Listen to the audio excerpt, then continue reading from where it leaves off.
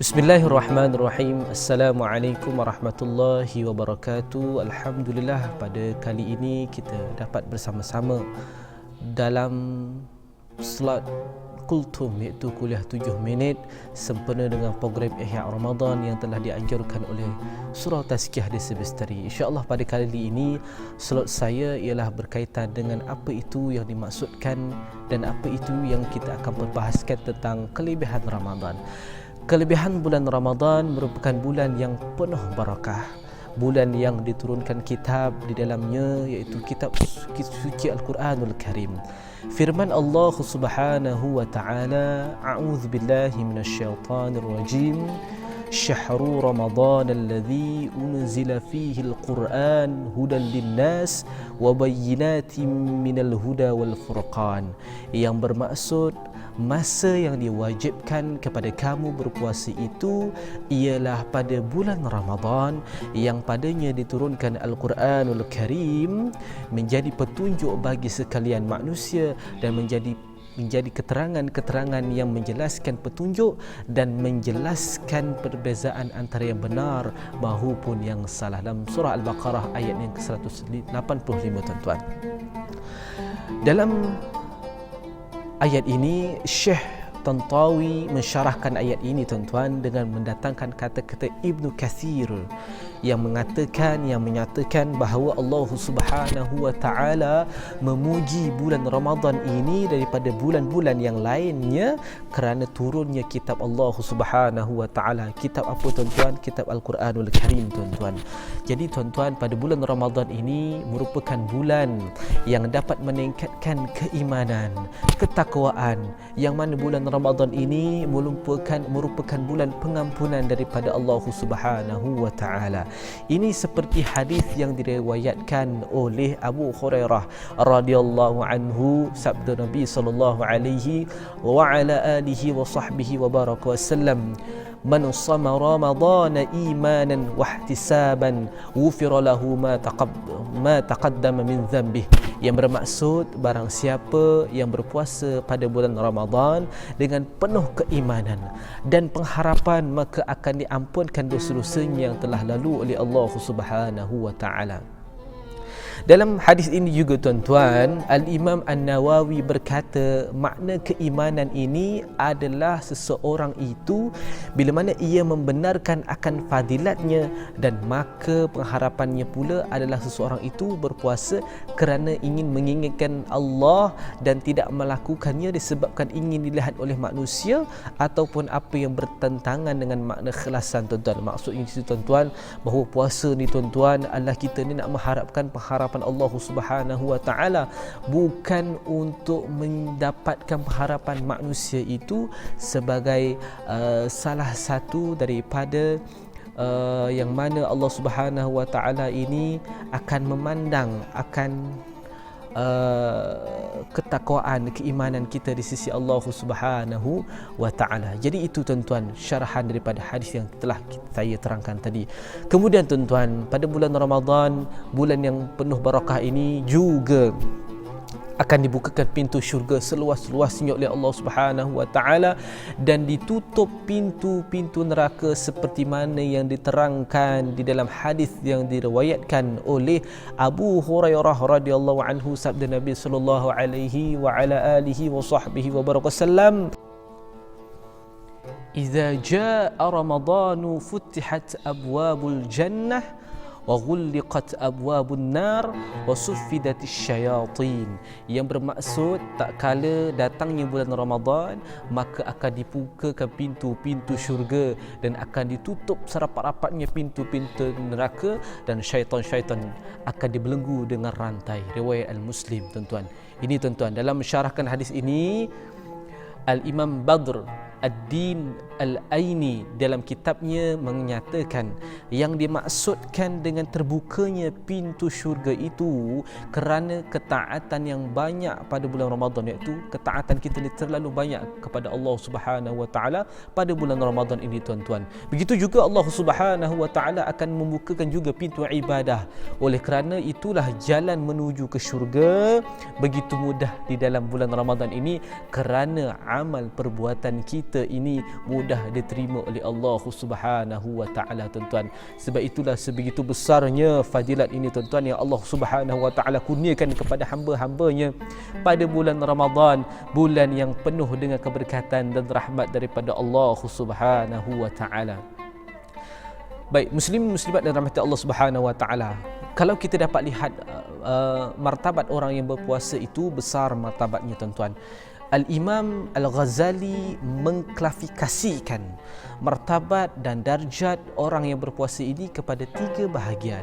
Yang pertama puasa al-um, yang kedua puasa al-khusus, yang ketiga adalah puasa khusus al-khusus. Jadi kita nak tengok satu persatu ini tuan-tuan. Yang pertama berkaitan dengan puasa al-umum, iaitu hanya puasa yang hanya menahan perut dan syahwatnya daripada tuntutan nafsunya sahaja. Ini dikhususkan kepada golongan puasa orang yang awam. Yang kedua adalah puasa al-khusus, yang mana puasa ini untuk menjaga pendengaran, penglihatan, percakapan daripada melakukan kemaksiatan dan dosa-dosa kepada Allah Subhanahu wa taala. Yang ketiga tuan-tuan, puasa khusus al-khusus, iaitu menjaga hatinya daripada mengingati hal keduniaan dan menumpukan sepenuh hatinya kepada Allah Subhanahu wa taala dan hari akhirat, dan hanya memikirkan dunia hanya untuk tuntutan agama sahaja. Dan ini merupakan puasa para anbiya, para sadiqin dan muqarrabin tuan-tuan. Kita ni tuan-tuan jauh daripada mereka ni tuan-tuan. Jadi puasa kita ni bagaimana tuan-tuan? Sebab itu pada tahun ini kita azamkan puasa kita nak bagaimana. Tetapkan azam kita ini tuan-tuan supaya kita dapat sentiasa istiqamah di dalam ibadah kita itu, supaya Allah Subhanahu wa taala sentiasa memberikan rahmat dan hidayahnya kepada kita. Jadi tuan-tuan, selain daripada itu juga Al-Imam Al-Ghazali juga menyatakan perkara yang harus kita lakukan ketika kita berpuasa ini bagi menjaga serta meningkatkan amalan kita.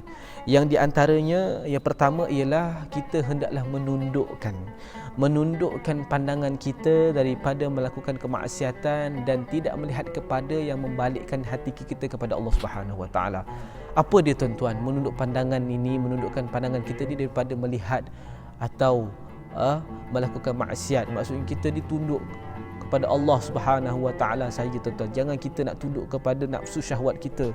Ya, bulan Ramadan ini bulan orang yang kata nafsu kita ni lemah tuan-tuan. Tapi setengah orang juga bila mana ada juga nafsunya tinggi tuan-tuan pada bulan Ramadan ini tuan-tuan.